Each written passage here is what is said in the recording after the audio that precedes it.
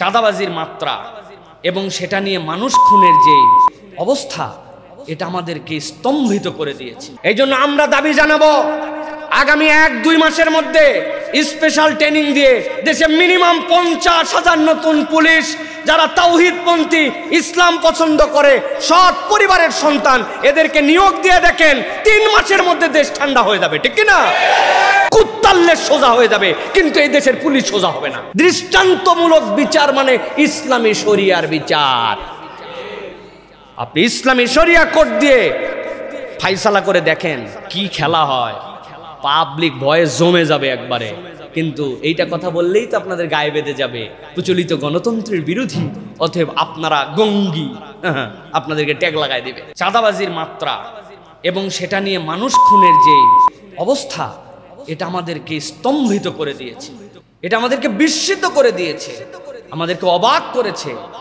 বিগত বছরখানিক ধরে police, RAB, বিভিন্ন বাহিনী গুম, খুন এইগুলো আমাদের চোখে আসে নাই, কিন্তু নীরব চাঁদাবাজি, নীরব ঘুষ খাওয়া, নীরব দুর্নীতি, এটা যেন আস্তে আস্তে করে আবার মাথাচাড়া দিয়ে উঠতেছে।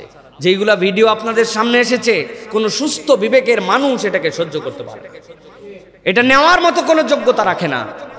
কোনো কিছু ঘটনার পরে আমরা তখন আগায় যাই, ভিডিও আসলে তারপরে আমরা তখন বক্তৃতা দেই, কিন্তু এর আগে আইন শৃঙ্খলার এই বিষয়টুকুকে সতর্কতার সাথে আপনাদেরকে স্মরণ করা উচিত ছিল। আমরা ছোট মুখে বললে বড় কথা হয়। আজ থেকে 9 মাস আগে বলছিলাম যে বাংলাদেশে পরিবর্তন করতে চাইলে আপনি কিসের ভোটের গান গাচ্ছেন, আপনি কিসের আইন শৃঙ্খলার গান গাচ্ছেন? যা করে সবগুলা করে পুলিশ এবং আইন শৃঙ্খলা নিয়ন্ত্রণ করে বাহিনী। এই পুলিশের ভিতরেই ভূত ঢুকে বসে আছে, আপনি এদেরকে দিয়ে কেমনে পরিবর্তন করবেন?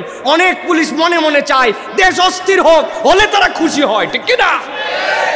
এই জন্য আমরা দাবি জানাবো, আগামী 1-2 মাসের মধ্যে স্পেশাল ট্রেনিং দিয়ে দেশে মিনিমাম 50,000 নতুন পুলিশ, যারা তাওহীদপন্থী, ইসলাম পছন্দ করে, সৎ পরিবারের সন্তান, এদেরকে নিয়োগ দিয়ে দেখেন 3 মাসের মধ্যে দেশ ঠান্ডা হয়ে যাবে। ঠিক কিনা? ট্রেনিং বহুত পরে করা যাবে। ক্রাইসিসের সময় তো স্কুলের ছেলেদেরকে ট্রেনিং দিয়ে রাস্তার ট্রাফিকে নামাতে পারছেন, তাহলে কেন বিগত 9 মাসে আমরা 20-10 হাজার এরকম যোগ্য পুলিশ অফিসার নিয়োগ করে থানাগুলোতে একটা ত্রাস, একটা সততার প্রতিষ্ঠান কেন কায়েম করতে পারলাম না? যেই পুলিশ 15-20 লক্ষ টাকা ঘুষ দিয়ে ঢুকছে, যেইগুলার পরিচয় ছিল ভিন্ন রকম, সেই তাদেরকে দিয়ে মানুষ বানানোর চেষ্টা করতেছেন। কুত্তাল্লে সোজা হয়ে যাবে, কিন্তু এই দেশের পুলিশ সোজা হবে না। অতএব আমরা বলতে চাই, একদম বেছে বেছে আইন শৃঙ্খলা বাহিনীতে দ্রুত, র্যাপিডলি মানুষ নিয়োগ দেওয়া লাগবে। তাছাড়া সম্ভাবনার কথা বলে রাখলাম, নির্বাচনের গান গাচ্ছেন, আগের নির্বাচনে ভিন্ন রকম ভাবে বাক্স টাক্স চলে গেছে, নতুন নির্বাচনেও এরকম করে বাক্স চলে যাবে। আপনি ঠেকাতে পারবেন না এই পুলিশ দিয়া। তারা চাবে এটা হোক, বলবে আমরা কি করব, আমরা কি মানুষের গুলি করব নাকি? তারা নিয়ে গেছে, নিয়ে যাক, ভিতরে একটা উপরে একটা, এরকম মুনাফেক পুলিশে বাংলাদেশ ভরা। অতএব এই সকল হত্যা, এই সকল অন্যায়, চাঁদাবাজি, এইগুলোর সাথে নাই কোনো রেজিম, কোনো গোষ্ঠীর সাপোর্টে আমরা সবগুলাকে চোখ বলে সহ্য করে ফেলবো, এই মানুষ আমরা নয়। সরকারকে বললাম, তারা এটার পদক্ষেপ নেবেন, এটা দৃষ্টান্তমূলক বিচার দিবেন। আর দৃষ্টান্ত কিসের দৃষ্টান্ত? ছোটবেলার থেকে দৃষ্টান্তমূলক বিচারের বর্ণনা শুনে আসছি। দৃষ্টান্তমূলক বিচার মানে ইসলামী শরিয়ার বিচার। আপনি ইসলামী শরিয়া কোড দিয়ে ফাইসালা করে দেখেন কি খেলা হয়, পাবলিক ভয়ে জমে যাবে একবারে। কিন্তু এইটা কথা বললেই তো আপনাদের গায়ে বেঁধে যাবে প্রচলিত গণতন্ত্রের বিরোধী, অতএব আপনারা গঙ্গি, আপনাদেরকে ট্যাগ লাগাই দিবে। ট্যাগবাজি করে আর কোনো লাভ হবে না প্রিয় ভাইরা। পৃথিবীর মানুষ বুঝে ফেলছে ইসলামী শরিয়া ছাড়া কোনো শান্তি কিয়ামত পর্যন্ত আসতে পারে না। অতএব শরিয়ার দিকে আমাদেরকে যেতে হবে। আল্লাহ আমাদেরকে বোঝার তৌফিক দান করেন।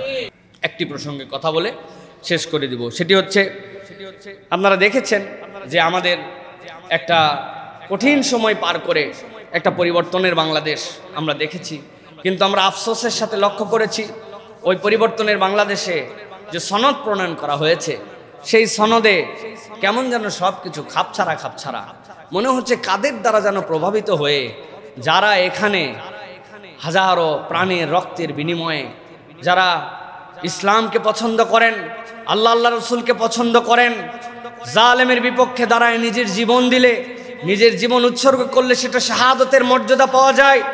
নিজের অধিকার আদায়ের জন্য জীবন দিলে আল্লাহ রাব্বুল আলামিনের কাছে শাহাদাতের মৃত্যু নসিব হয়, যারা তাদেরকে নারায়ে তাকবীর আল্লাহু আকবারের স্লোগানে এই ফ্যাসিজমের বিরুদ্ধে নিজেরা রুখে দিয়েছিলেন, সেই সকল ভাইদের কোনো আলাপ এই সনদের মধ্যে নাই।